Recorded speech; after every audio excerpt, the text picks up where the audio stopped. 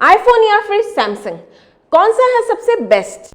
दोस्तों, आपको मालूम ही होगा कि इन दो टेक जायंट्स की कंट्रोवर्सी काफी सालों से चलती आ रही है और ये कंट्रोवर्सी आखिर कहां जाकर रुकेगी इसकी कोई गारंटी नहीं ले सकता। इसलिए आज की इस शानदार वीडियो में इन दोनों कंपनीज की सबसे लेटेस्ट और सबसे बड़ी पेशकश आईफोन 15 प्रो मैक्स और सैमसंग S23 अल्ट्रा की ओर आपका ध्यान ले जाने जा रही हूं। Welcome to the electro brain और मैं हूं आपके साथ रेनू चौधरी। ये मसला आज हम सुलझाने की कोशिश करेंगे, तो जानने के लिए देखते रहिए एंड तक। क्या बेहतर ऑप्टिकल जूम कैपेबिलिटी के साथ iPhone 15 pro max Samsung Galaxy S23 ultra को फाइनली अब टक्कर दे रहा है, या फिर सैमसंग का S23 अल्ट्रा ही अपने इंप्रेसिव कैमरा फीचर्स के साथ लोगों के बीच जगह बना रहा है? इनमें से कौन सा है बेस्ट? क्या आप लोगों के दिमाग में भी सिर्फ इसी बात को लेकर के बेताबी हो रही है? अगर हाँ, तो अब बिल्कुल चिंता ना करें, क्योंकि आज यहाँ मैं डिजाइन, डिस्प्ले, कैमरा परफॉर्मेंस और यहाँ तक कि इन दोनों की बैटरी लाइफ के हिसाब से इन दोनों ही स्मार्टफोन के बीच में एक बेहतरीन कंपैरिजन करने जा रही हूँ, ताकि इसके बाद आपको भी ये डिसाइड करने में मदद मिल सके कि कौन सा फोन आपके लिए बेस्ट रहेगा। तो आइए ज्यादा देर ना करते हुए बढ़ते हैं अपनी वीडियो के साथ आगे। सबसे पहले बात करते हैं इन दोनों स्मार्टफोन्स के डिजाइन के बारे में। तो देखिए, आईफोन 15 प्रो मैक्स और सैमसंग S23 अल्ट्रा दोनों ही बेहद अनोखे डिजाइन वाले एक प्रीमियम स्मार्टफोन है। IPhone 15 pro max Samsung S23 ultra से थोड़ा हल्का है, जिसका वजन तकरीबन 234 ग्राम, कंपैरिजन में सिर्फ 221 ग्राम है इसका। आईफोन 15 प्रो मैक्स में ग्लास बैक और टाइटेनियम फ्रेम है, जबकि सैमसंग S23 अल्ट्रा में थोड़े घुमावदार डिस्प्ले के साथ ग्लास सैंडविच डिजाइन है। इतना ही नहीं, आईफोन 15 प्रो मैक्स में फ्लैट बॉटम और टॉप फ्रेम है, जबकि सैमसंग S23 अल्ट्रा में थोड़े घुमावदार डिस्प्ले और ग्लास बैक है।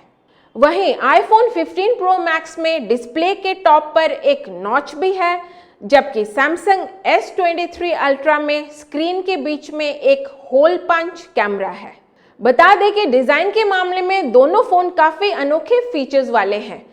कुछ चीजें अगर एक फोन में नहीं है तो वो दूसरे फोन में आपको आराम से मिल जाएगी। जैसे सैमसंग S23 अल्ट्रा में S Pen स्टाइल सपोर्ट है, जो आईफोन 15 प्रो मैक्स के अंदर अवेलेबल नहीं है। दूसरी ओर इन दोनों के डिस्प्ले के बारे में जाने तो आईफोन 15 प्रो मैक्स और सैमसंग S23 अल्ट्रा दोनों में काफी इंप्रेसिव डिस्प्ले मौजूद है। आईफोन 15 प्रो मैक्स में 6.7 इंचेस का OLED स्क्रीन है, जिसका रेजोल्यूशन 1290 बाय 2796 पिक्सल है। वहीं सैमसंग S23 अल्ट्रा में 1440 बाय 3200 पिक्सल के रेजोल्यूशन वाला 6.8 इंचेस का डायनामिक एमोलेड डिस्प्ले मौजूद है।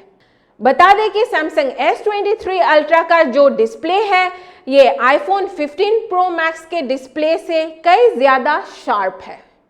इतना ही नहीं दोस्तों, डिस्प्ले के मामले में दोनों फोन के अंदर काफी अनोखे फीचर्स है। जैसे आईफोन 15 प्रो मैक्स में सुपर रेटिना XDR डिस्प्ले है, जो पिछले आईफोन के मॉडल के कंपैरिजन में काफी ज्यादा चमकदार और कलरफुल है। आईफोन 15 प्रो मैक्स के 60 हर्ट्ज एंड सैमसंग का 120 हर्ट्ज का हायर रिफ्रेश रेट मौजूद है।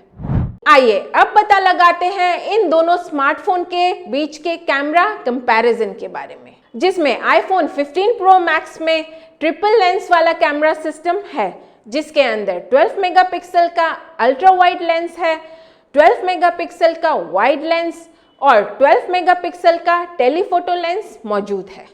इसके सामने सैमसंग S23 अल्ट्रा में एक क्वाड लेंस कैमरा सिस्टम है, जिसमें 108 megapixel wide lens, 12 megapixel ultra wide lens, 10 megapixel periscope telephoto lens और 10 मेगापिक्सल का टेलीफोटो लेंस है। वैसे कैमरा के मामले में अगर देखा जाए तो इन दोनों ही फोन में अपने अपने काफी बढ़िया फीचर्स हैं।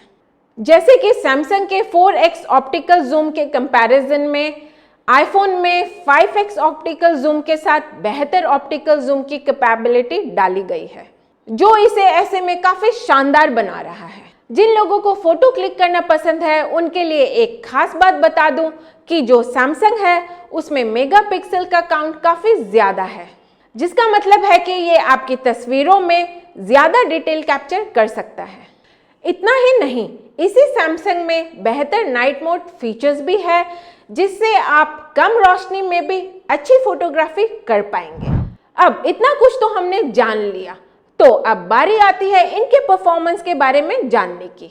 Geekbench के अकॉर्डिंग जो इन डिवाइसेस की ओवरऑल परफॉर्मेंस को मेजर किया जाता है, बता दें कि इसमें आईफोन के लिए सिंगल कोर 2700 और मल्टी कोर के लिए 6900 का स्कोर गेन किया है, जबकि सैमसंग ने सिंगल कोर 1100 और मल्टी कोर के लिए 3400 का स्कोर हासिल किया है। दैट मीन्स आईफोन की ओवरऑल परफॉर्मेंस सैमसंग से कई ज्यादा बेहतर है।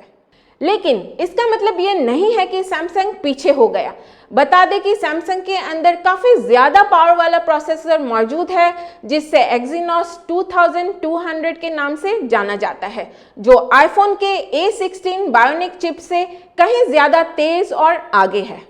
इतना ही नहीं, सैमसंग में आईफोन से ज्यादा रैम है, यानी कि 6 GB के कंपैरिजन में इसके अंदर 16 GB मौजूद है।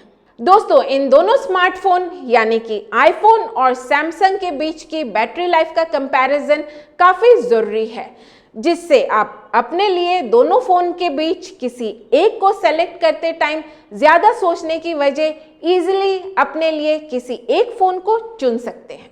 इसीलिए अगर इसमें डिजिटल ट्रेंड्स की माने तो ये बताते हैं कि पिछले कुछ महीनों में आईफोन की बैटरी लाइफ में काफी ज्यादा सुधार हुआ है, लेकिन अभी भी इसमें काफी सुधार होना बाकी है।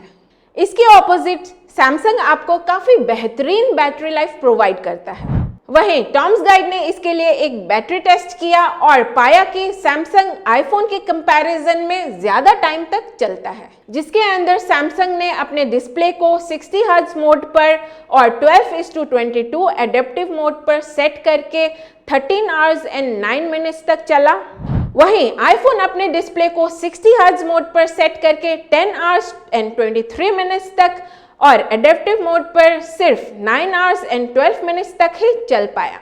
बता दें कि आईफोन में थोड़ी बड़ी बैटरी की कैपेसिटी है और एप्पल का कहना है कि ये पिछले मॉडल की तरह 4422 mAh की है, और दूसरी ओर सैमसंग में ये थोड़ी कम है, जो कि सिर्फ 4000 mAh है। देखिए, आईफोन और सैमसंग दोनों ही फोन्स काफी यूनिक फीचर्स और कैपेबिलिटी वाले इंप्रेसिव स्मार्टफोन है, जिनमें आईफोन में बेहतरीन overall performance and optical zoom की बेस्ट कैपेबिलिटी है और सैमसंग में बड़ा और तेज डिस्प्ले, बेहतरीन नाइट मोड फीचर्स और लंबी बैटरी लाइफ है। लेकिन एट द एंड इन दोनों फोन के बीच सही सिलेक्शन करना आपकी पर्सनल चॉइस और प्रायोरिटी पर डिपेंड करता है, यानी कि आप परफॉर्मेंस और ऑप्टिकल जूम को प्रायोरिटी देते हैं या तेज और बड़े डिस्प्ले के साथ बेस्ट बैटरी लाइफ को। तो बस इन्हीं सभी बातों के साथ आज की ये वीडियो सिर्फ यहीं तक थी। उम्मीद करती हूँ कि इस वीडियो के अंदर बताई गई सारी इन्फॉर्मेशन आपको अच्छे ढंग से समझ में आ गई होगी और अभी तक आपने अपने लिए इन दोनों फोन में से एक फोन को सेलेक्ट भी कर लिया होगा। अगर ऐसा है तो डू लाइक एंड सब्सक्राइब और कमेंट करके बताइएगा कि इन दोनों फोन में से आपको कौन सा बेस्ट लगा और क्यों। हम आपके कमेंट का बेसब्री से इंतजार करेंगे। See you in the next video. Bye for now.